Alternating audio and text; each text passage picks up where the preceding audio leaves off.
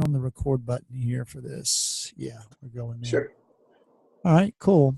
Well, we're going to talk today about different ways that we can connect with our team and kind of team building for a few minutes. And this new format I have with Zoom is we only have 40 minutes with it, which is fine. I think I've been getting a little too long-winded for a lot of folks anyway. So we're going to just try to keep it today to like 30 minutes. Okay. I got like 2:08 now, so we'll try to stop. We have to stop at 2:40 because I only have 40 minutes. So, but anyway, let's open up with prayer, okay? Okay. Thank you so much for today, God. We ask that you bless our time together.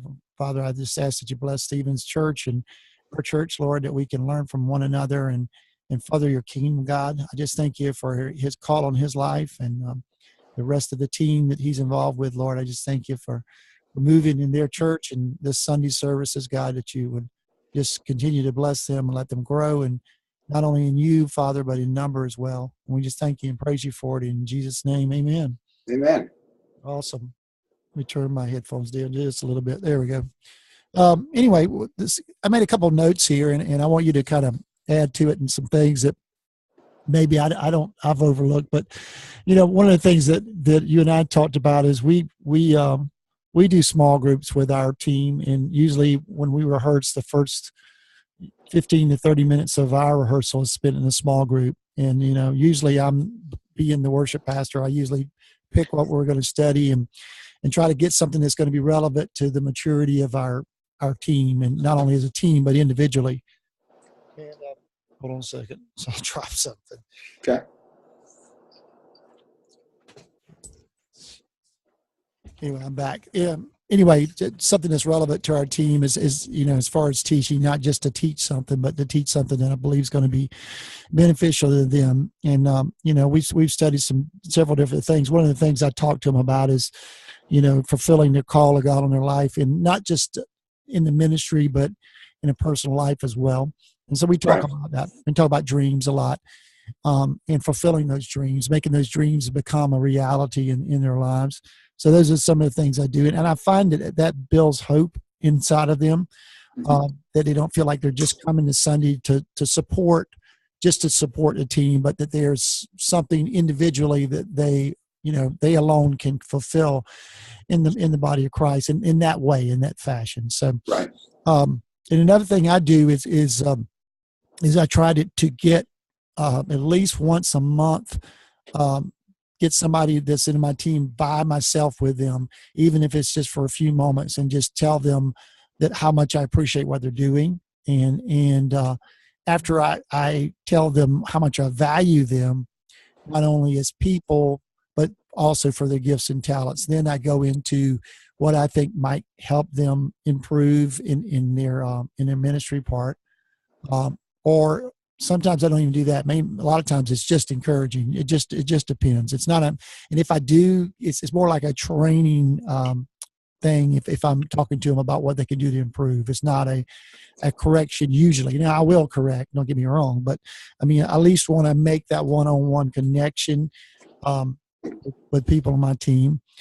Another thing I wrote down was to remind them to connect. And this is something that we're going to start this week coming up, is instead of having the green room mentality. I don't know if you guys have a green room where you go back to before service, after you've warmed up as a team, and then come back out as the after the countdown or whatever. Yeah.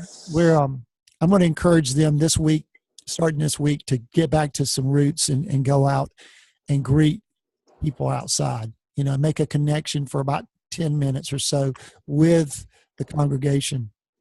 And I think that's going to help us when we go to worship, to connect with them, and have them connect with God with us. So that's something that we're starting this week. And then being open to what they have to say of their input for the team, and being open to what they suggest as far as, learning not only songs, but learning things spiritually as well. But, that's something in the past that I've, I kind of get on my I know what I want to learn. I know what the pastor wants me to learn. And so, I get kind of on my own thing there. And sometimes I don't maybe listen as much as I should to a team. So that's something I have to check myself. Gotcha. To do. I'd like to have your input. What would you suggest? Is there anything that I haven't covered or haven't made clear that you would do with your people that I may have overlooked? No, I think that's perfect. I think that's a great way to really interact with the congregation. I mean, if the congregation doesn't really know your team that well, how comfortable are they going to be to enter into worship with them, being led by them? Yeah. So I think that's a great idea. Okay, cool. Yeah. We don't really have a green room kind of thing here. We are out and about meeting people before service. We get here about 9 o'clock and service doesn't start until 10:30. So at 9, we run over our set, we pray. And then after that, it's just meet and greet and just be up on stage by the time we get started. And that's that. Yeah. So, but yeah, I completely agree with you. Being able to have those relationships makes a lot more of an impact on your congregation as you're leading them into worship. So yeah, definitely. I like that idea. And I think, with us having 2 services, sometimes it, traditionally a lot of times one of the services will be, I don't know how to phrase this where it doesn't sound bad. One of the services is going to be better than the other one usually. And when I say better, I just say you have more of a response. Let's put it that way. Right. With the other one, you never know what God's doing inside somebody. So you can't really say better, but that's one of the ways we look at it. But there again, we get here at 7:45. We start our rehearsal. We're supposed to start at 7:45, and we have to be off the stage by 8:30. That gives us 30 minutes before, well, actually 25 minutes before service starts. So, theoretically, we could pray right at 8:30, and then that would give us plenty of time to go to the bathroom or whatever we need to do, and then greet people. And so that's what we're going to do. Now, there's no problem with us greeting them for the next service because we usually have time, and people do that on their own. But it takes a leader to remind them of that, and that's something we're going to do. We're almost out of time with that, so you can see me, right? You can see me good, correct? Yeah, I can see you. Okay. One of the things I want to talk today about is microphones, and just from a text part, and I want to try to add a little bit of tech to every workshop that we do or webcast that we do. And one of what I kind of show from my experience of what we've used kind of through the years and what we've found effective. When I first started out, I used, I should not say started out, first started really getting into better microphones. We use this is a Sennheiser here, and I used that to sing through for years, and it was a great microphone. This is the EW 100. Of course, they've improved that now, and I think they've got another 3 different models from that since then. I really enjoyed that microphone, and I had the next model up, and one of my sound techs dropped it and dropped it on the end, and it never worked again. And I tried to have it repaired. It was too much to have it repaired, but that's a great mic. I really enjoy using that mic. Another mic that our team uses now, and the guy that helped me install the sound system is a real big proponent of this. I know Paul Belosha uses it as well. A lot of people do. Is the SM86 from Shure. Right. Everybody knows that capsule there, I'm sure. Yeah. This is we got several of those, and of course they come in the SLX version and then the PLX version, and all that means is that the higher price one just has a better transmitter inside of it. Right. More high price transmitter. Those are great mics, and I think this is, of all the mics that I use, is probably the best all-purpose mic. We have the standalone, standby SM58 wireless here. Of course, that comes in a hardwired version as well. Right.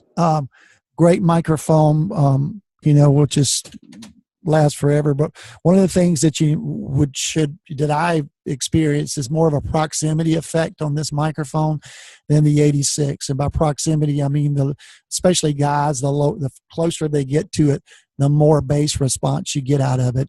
And you can Google proximity effect if you want, and just see what that, how it'll explain how that happens. But with Shure microphones, especially the 58 and 57, there's a proximity effect that happens with those. So you got to be careful with those. I actually use this 58 on a girl, have difficulty with her voice, and it seems to work with that. Another mic that I use the 86 as well, but I use a hardwired version that for some reason, I know this is supposed to be the same capsule as the wireless, but I like this one better, and I can't explain it. Maybe it's the 48 volt. I don't know, but it's it really sounds better to me than the standard 86. Another mic that we use is low cost, and this is great for like a youth team where you have a limited budget, is this Sennheiser 835. This is a $100 mic or less, and I think it's a really good sounding mic for the money. You have a version that's just above this. It's a little more expensive. It sounds a little better, but that's a great all-purpose mic.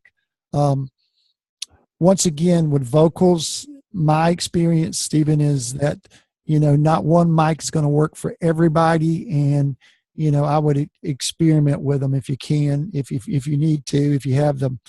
First of all, the finances to buy a bunch of microphones, but the cool thing is if you got a music store that will kind of let you try out different ones, that would be awesome. Or even maybe somebody that owns a sound company that would be willing to say, hey, here's 4 different mics, and try them in rehearsal. And to me, that's the key, is having access to different microphones. And another thing that we use with instruments is that I don't have a 57 here, but I'm sure you know what a SM57 is. Yeah, we have 2 of them. Okay, great microphone for amplifiers, especially guitars. Once again, if you just hang the microphone over the amp as opposed to putting it on a stand where it faces it, you're going to get a different response from it. The closer you get to that speaker, the more proximity effect you're going to get. You'll get less of that if it's hanging, but if it's pointing right at it, straight on, you're going to get a little bit more proximity, which is, a lot of people like that with guitars. It gives you that low cut through, but you have to experiment with that. And it is also a great microphone for a snare, and I've tried several things on our snare. I like the 57 probably better than anything. I'm sure that a lot of people out there would differ with me on that. That's fine, but it's a great mic for that.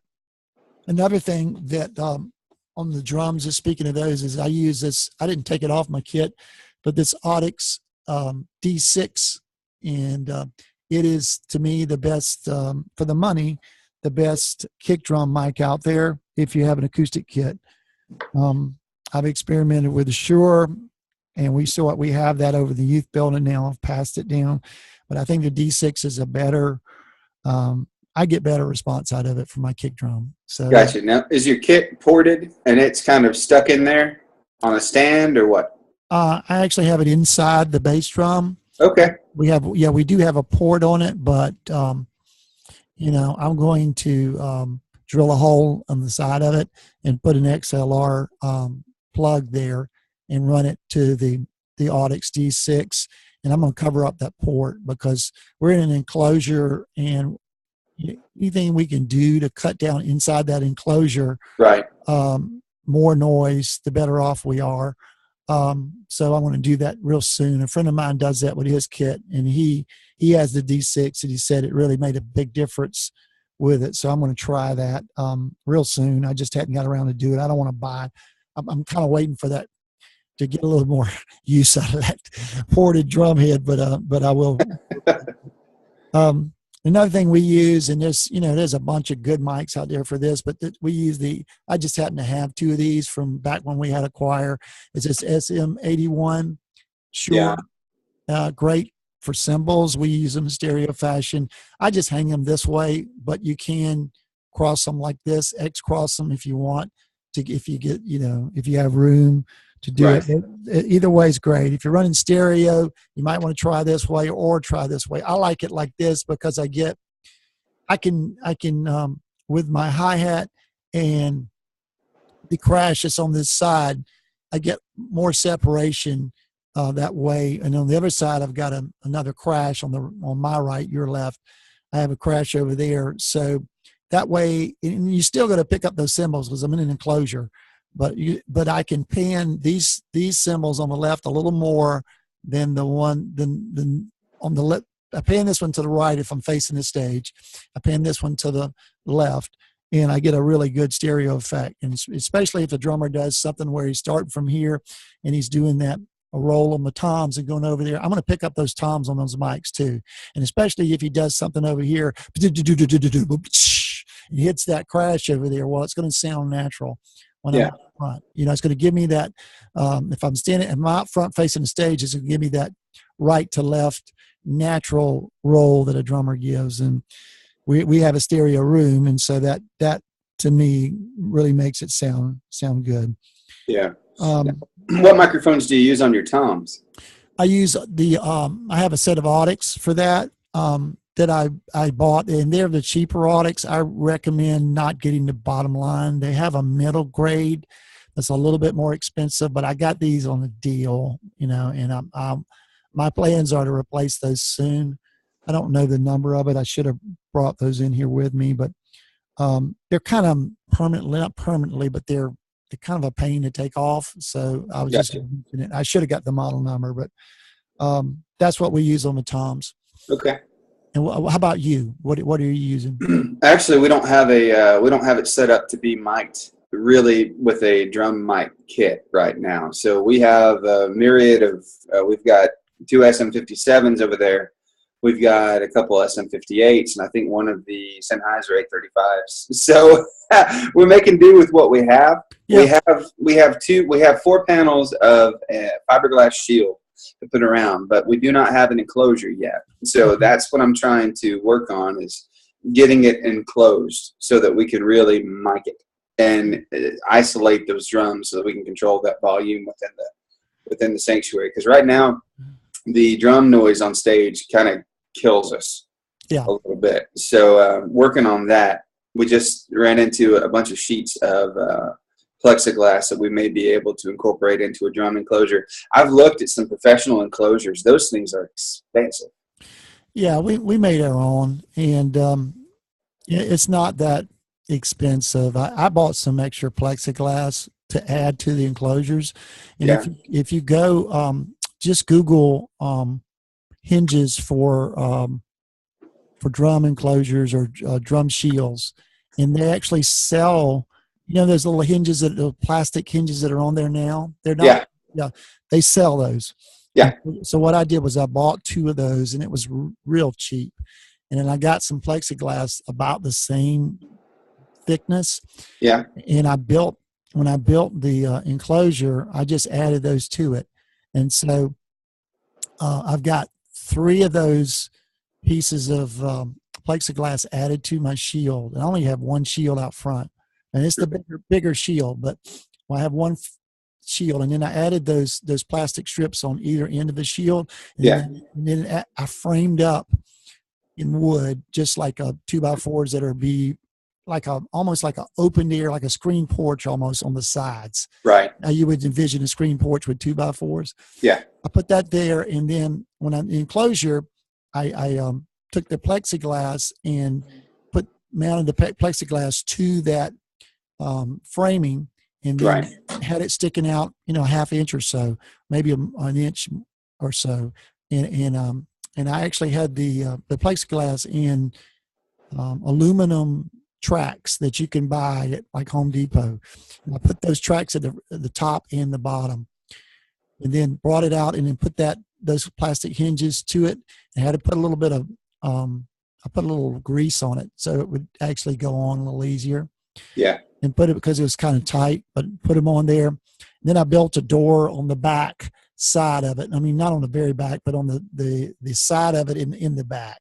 And so you have an access door that way. The only thing is it's a little short.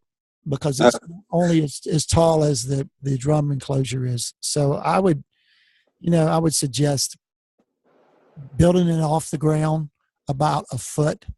And there's a friend of mine that has one, and it works great. They build it off the ground about a foot, and then put the enclosure on top of that, because you never see that. And then the kit's sitting on that, and so when you come in the back of it, you can have it lowered down, so you have full head. When you walk in the back of it, you're standing up, but when you sit down behind the kit, you're up on platform height. And our next step is to put. I didn't tell you what I put on the top, but I took some acoustic panels, and you can buy those acoustic panels online for, I think they're $60 a piece. I've got 3 up there. Yeah. And what I did was, right above the drummer's head is plexiglass. And I put them up, and then right in front of the drums, I put 3 of those panels going this way, long ways, and then tied them together. And my framing I put up there, they just basically lay on top of them, and then I kind of put some strapping so they won't fall on top of that. But the panels are actually face down, so the cushion part is absorbing, the acoustic material is absorbing all of the, or not all of it, but a lot of the drums. The top of it we just painted black, and you can't see it anyway because it's up higher than everybody else. So, but that works well. Ours is too tight. I like my friends, so I'm going to probably rebuild ours eventually. But it made a world of difference on our stage. When that door is shut to that, we can control it. Yeah. Now, what do you do for ventilation for the drummer or lighting inside? Well, we have a LED light inside that we put in there. And then, like I said, the plexiglass above the top allows us to get some light in from that way as well. Right. And then our stage lights actually shine through the plexiglass onto the drums themselves. But that LED that's in there is really bright enough. It really makes them, stick out. You don't want them sticking out too much anyway, but enough that everybody can see them. And also add some nice color because it's controlled by our light board, whatever color we want in there. So that works pretty well. How about ventilation for your drummer, though, keeping him from passing out? Well, we have a fan in there, but I've talked to our AC guy, and we're going to run a vent in there. Oh, cool. Through the floor. Okay. And we're just going to tap into an existing vent and then run like a 4-inch line on the floor with a vent that you can open and close because, after a while it might get a little hot in the wintertime if you have heat going on in there, and summertime probably not going to be a problem. So, cool. But anyway, that's the goal with that. Anyway, we're out of time. This is it's about to stop on me here. I only have 40 minutes per session, but anything that you want to add to it? No, I think you covered a lot today. Okay. Well, cool. I don't like this 40-minute deal. You don't? Okay. No. I'll see if I can get it extended. It's just I really wanted to try this out to see if it was any better than the Google Hangout.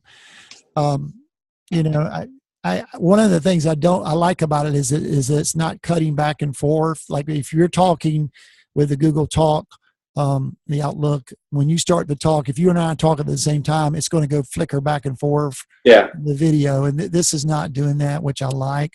The other one probably has a setting on it. But, I don't know about the picture part, so I'm going to kind of compare the recording from this and to last month's, and we'll go from there. So, okay. All right, man, great. I really appreciate you coming, and we'll look forward to next month, and I'll let you know. Be planning on a night version of it like we did before with Fletch. Okay. I'm going to pick somebody else that, can benefit probably the vocal team. But and then we'll do some tech stuff. You seem like you like the tech part of it a lot. So I do. Now, do we want to just keep this just strictly to ICFM praise and worship leaders, or is it cool to invite some people in? You invite whoever you want to. More the merrier. Okay. Okay. All right, man. Have a great month. I'll see you soon. Okay. All right. You too. All right. God bless. God bless.